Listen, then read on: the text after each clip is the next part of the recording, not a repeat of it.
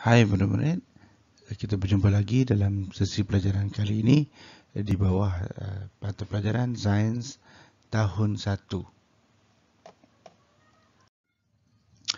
Jadi kita lihat apa yang telah kita belajar dalam pelajaran yang lepas. Di dalam pelajaran yang lepas kita dah belajar tentang mengenal magnet, mengetahui kegunaan magnet, mengenal bentuk-bentuk magnet, tarikan dan juga tolakan magnet, kekuatan magnet. Kemudian kita belajar di bawah tajuk penyerapan, objek menyerap air dan objek tidak menyerap air, serta kepentingannya. Kepentingan objek yang menyerap air dan juga kepentingan objek yang tidak menyerap air. Okay, dalam pelajaran hari ini, kita nak lihat, kita nak belajar tentang mengenal bentuk muka bumi dan kita nak melabel bentuk muka bumi. Kita perhati dan kita asing kandungan tanah, kemudian kita mengasingkan kandungan tanah. Baik, kita pergi kepada buku teks kita, muka surat 81. Jadi kalau murid-murid dapat lihat di sini, di dalam muka surat 81, dia tanya kita indahnya bumi. Indahnya bumi. Apakah yang dapat kamu perhatikan dalam gambar di atas? Di bawah indahnya bumi ini, dia tanya apa yang dapat kamu perhatikan dalam gambar di atas. Jadi kalau kita bicara, kalau kita bercakap, kita dapat perhatikan ini tasik, kemudian ada alur air macam sungai, kemudian ada apa? Kawasan tanah rata, kemudian kawasan berbukit, ada air, aliran air, kemudian ini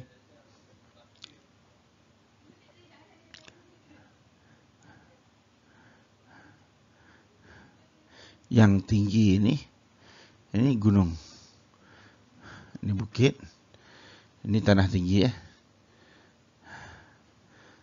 naik gitu.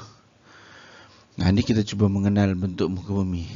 Ada kawasan kita yang tinggi, ada kawasan kita yang rendah, ada kawasan kita yang menyimpan air, mengalirkan air, tasik, membentuk tasik, membentuk sungai, aliran air. Ini. Jadi kita kenal, kalau kita lihat di sekeliling kita, kita cuba sebut kawasan ini kawasan apa. Pasti murid-murid dapat menyatakannya dengan lebih baik di kawasan bentuk muka bumi di persekitaran kawasan tempat tinggal kita. Baik. Kita pergi kepada bentuk muka bumi, kita belajar untuk melabel bentuk muka bumi. Di dalam buku teks kita ini, di bawah pada muka surat 82, 83, ditunjukkan bentuk muka bumi. Dia tanya kita, apakah bentuk muka bumi yang dapat kamu lihat dalam gambar ini? Jadi dalam gambar ini, kita dapat lihat banyaknya. Kita mula dari sebelah kiri ini, ada laut, pantai, kemudian ada kolam, ada lembah, ada sungai, ada tasik, ada bukit, dan yang paling tinggi ini ialah gunung. Ini kawasan-kawasan bentuk muka bumi. Jadi kalau kamu jumpa keadaan seperti ini, nanti kamu boleh label. Kawasan ini ialah kawasan pantai. Dia warna coklat itu maksud berpasir. Kan pokok kelapa tepi pantai. Laut bawa ke sungai. Kemudian kawasan lembah. Lembah di kaki bukit. Kaki bukit.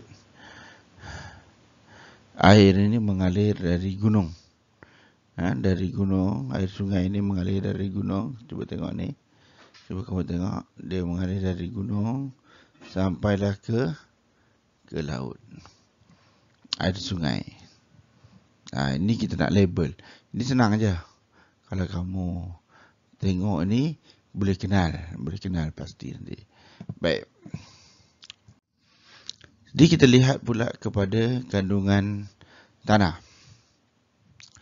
Di permukaan bumi kita terdapat beberapa jenis tanah yang penting untuk kehidupan. Di dalam buku teks kita ini diperkenalkan kepada kamu dalam muka surat 85, kamu diperkenalkan kepada 3 jenis tanah. Satu ialah tanah kebun, yang kedua ialah tanah liat, dan yang ketiganya ialah tanah pasir. Tanah kebun ni, kandungan tanah kebun, dia tanah yang serui, tanah hitam. Kandungannya mempunyai haiwan hidup seperti cacing. Ada juga mempunyai haiwan mati, cacing mati, serangga mati, daun-daun kering yang reput, ranting-ranting kayu. Kalau jumpa komposisi tanah yang seperti ini, kandungan tanah yang seperti ini ialah tanah kebun. Ini ialah tanah kebun. Tanah kebun sesuai untuk tanam-tanaman. Tanah kebun sesuai untuk tanaman. Kemudian, contoh tanah yang kedua, kita ada tanah liat. Kita ada tanah liat. Tanah liat, dia menyimpan air. Kalau kamu lihat, berbanding dengan tanah kebun ni tanah liat. Ini air tak serap masuk. Kalau berbanding tanah kebun, airnya diserap masuk. Tanah liat tak jalan. Air disimpan, air bertakung. Jadi tanahnya ni tak sesuai untuk tanaman biasa, kecuali tanaman, ini pokok apa ni? Tanaman padi. Ini sesuai untuk sayur. Ini tanah kebun ni sesuai untuk sayur. Tanah liat sesuai untuk tanaman padi. Kalau kita lihat contoh tanah yang ketiga, ialah tanah pasir. Pasir mempunyai ketulan batu halus dan batu besar. Kandungannya. Jadi air lebih mudah lalu. Di antara ketiga-tiga tanah ini, kalau kita buat perbandingan, pasir paling disebut perkataannya poros. Poros ini maksudnya air senang lalu.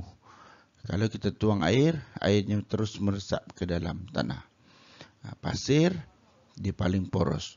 Tuang, airnya hilang. Kemudian yang kedua, tanah kebun. Dia lambat sikit. Dan yang ketiga ialah tanah liat. Dia tak jalan. Dia jalan jugalah, tapi sangat lambat. Kalau boleh kata hampir tak jalan. Jadi tanah liat ini paling tidak poros. Kalau kita susun, ikut susunan tidak poros, bermula dengan tanah liat, kemudian tanah kebun, kemudian yang ketiganya ialah pasir. Pasir. Ini susunan kalau kita susun. Kita lihat cikgu cakap apa ni. Kandungan tanah, Linda dan Hafiz sedang menyiasat kandungan 3 jenis tanah. Tanah liat, tanah halusnya tanah liat ini, dia kata. Linda cakap, cikgu kata, Hafiz kata, apakah kandungan yang terdapat dalam tanah kebun dan tanah pasir? Tanah liat, dia kata ni tanah liat. Tanah liat mengandungi halusnya tanah liat ini. Ni siapa? Linda cakap. Kemudian cikgu cakap, tanah liat mengandungi butir-butir yang sangat halus. Ni kalau kamu ditanya, nanti kamu kena jawab jawapan ni.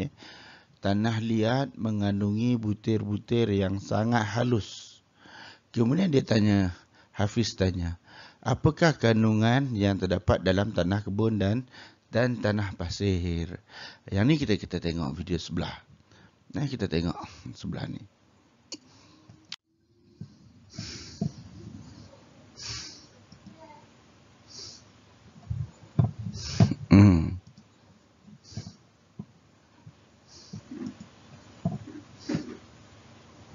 Ini ialah tanah kebun.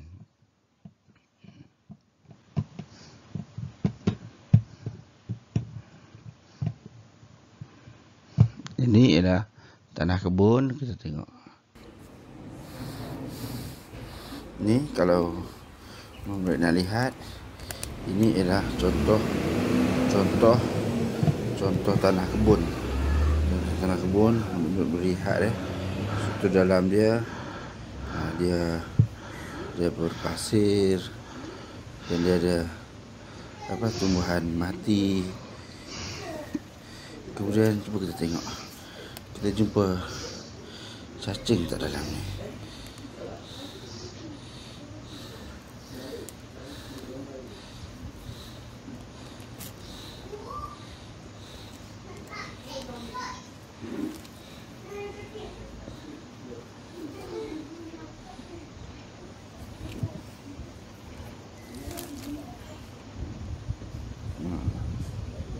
Ada bekas tumbuhan mati. Kadang-kadang ada nampak ada haiwan mati, serangga-serangga yang mati. Itu kayu, pasir, tanah. Ini ialah struktur yang macam ni, ialah tanah kebun. Okey, kita lihat pula satu lagi ni. Ini adalah struktur tanah pasir. Tanah pasir, lihat dia mempunyai batu-batu kecil. Batu kecil yang halus. Tanahnya begitu. Dia.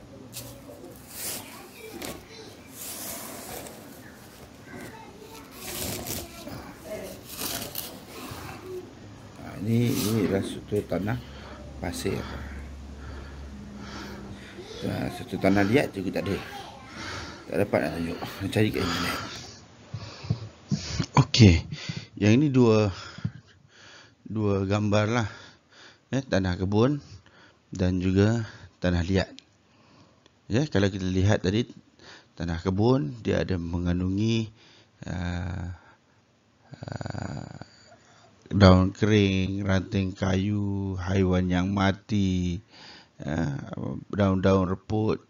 Berbanding dengan tanah pasir yang ini, dia ada biji batu-batu halus. Ada sikit 1-2 batu yang besar. Lain-lainnya ialah batuan-batuan kecil yang halus. Itu dia panggil, itu yang membentuk pasir tu. Batuan-batuan halus, pasir. Okey. Jadi kalau kita siasat kandungan tanah kebun dan tanah pasir yang kita tengok tadi, tanah kebun, mari kita siasat tanah kebun. Ini adalah tanah kebun, tanah pasir. Kamu sediakan kertas, sudu, kanta. Ini kalau tak ada, memang tak ada lah kanta kat rumah. Forceps ni penyepit, sepit yang kecil tu. Jadi kamu alaskan meja. Ini cikgu dah buat tadi tu. Cikgu dah buat apa yang kita nak buat. Ini tanah kebun dan juga tanah pasir. Kamu daripada video tadi, nanti kamu ulang sikit, kita boleh tanda lah. Ranting kayu ada tak pada tanah kebun? Jawapannya ada. Daun kering ada. Batu-batu pun, haiwan kecil ada. Butir pasir halus ada. Batu-batu ada sikit pada tanah kebun. Tanah kebun ni ada semua. Tetapi berbeza dengan ranting kayu. Tanah pasir tak ada ranting kayu, tak ada daun kering. batu ada, batu pasir ada, haiwan kecil tak ada. Jadi apakah perbezaan di antara tanah kebun dan juga dengan pasir? Ini soalan kita ni, dia tanya perbezaan kandungan tanah kebun dengan pasir. Tanah kebun mengandungi butir-butir pasir, batu kecil, tumbuhan yang mati, haiwan yang mati. Tumbuhan yang reput, haiwan yang reput. Manakala pasir pula, ada dua pernyataan di sini. Pasir pula mengandungi butir pasir itu sendiri, butir pasir, dan juga batuan kecil, batu-batu kecil. Itu je. Jadi kalau dibuat perbandingan, pasir dia hanya ada pasir, butir pasir itu sendiri, dan juga batuan kecil. Okey. Jadi kalau kamu nak buat, kamu seharusnya jaga kebersihan, pakai sarung tangan lah. Selepas buat kerja nanti bersihkan tangan. Lagi-lagi zaman yang sekarang ni, kamu kena tingkatkan aktiviti menjaga kebersihan. Okey, mari kita ulang kaji. Apakah bentuk muka bumi yang ditunjuk dalam gambar? A apa A? A ialah sungai. B ialah gunung. C ini pantai. Kawasan pantai. Baik, ingat semula ada 8 bentuk muka bumi. 1 gunung, sungai, pantai, kolam, bukit, tasik, lembah dan laut. Lembah dan laut. Ada 3 jenis tanah. Tanah kebun, tanah liat dan juga pasir. Tanah kebun mengandungi ranting kayu, daun kering, butiran pasir, haiwan kecil yang mati, yang reput, tumbuhan yang mati dan tumbuhan yang reput. Tanah liat mengandungi butir tanah yang sangat halus. Itu je dia sebut. Tanah liat mengandungi butir tanah yang sangat halus, dan manakala pasir mengandungi batu kecil dan butir-butir pasir itu sendiri. Ini di bawah ini rekreasi. Enjoy happy. Kalau kamu nak buat penapis air sendiri secara alami, kamu boleh buat macam inilah.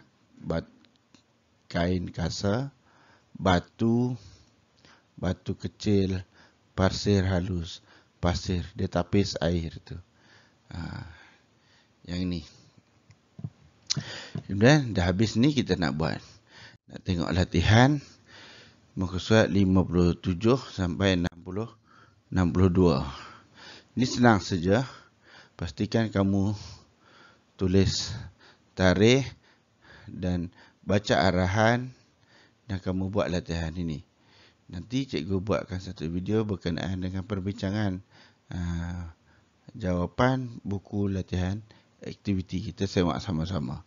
Ya, kamu berpandukan yang tadi tu, kamu jawab soalan muka surat 57 sampai 62. Jadi pilih jawapan di atas. Yang dah pilih nanti kamu potong supaya tak buat silap. Kemudian di muka surat 58, kamu kena melabel. Tadi kita mula dengan mengenal bentuk muka bumi, kemudian kita melabel bentuk muka bumi. Kamu tulislah yang mana gunung, yang mana tasik, yang mana lembah dan yang mana laut. Tarikh pastikan kamu tulis. Ini senang aja.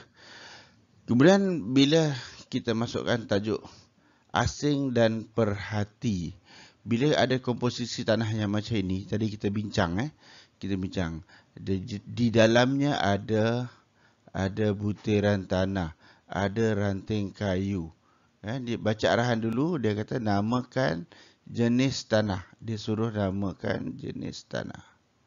Namakan jenis tanah. Kita nak namakan jenis tanah. Kita nak kena tengok apa yang ada dalamnya. Sekarang dia tunjuk apa yang ada dalam ni. Butir tanah, ranting kayu, ada daun kering, ada batu kecil dan ada haiwan kecil. Tanah yang semacam ini ialah tanah apa?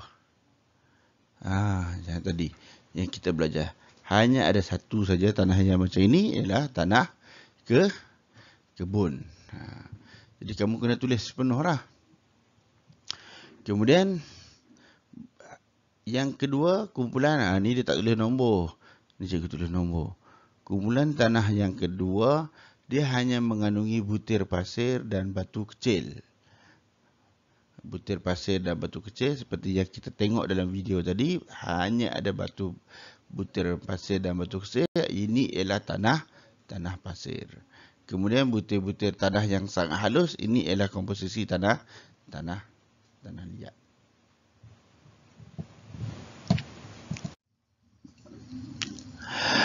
Muka surat 60 dan 61 adalah berkaitan. Kamu nak jawab muka surat 60 dan 61, kena tengok langkah-langkah.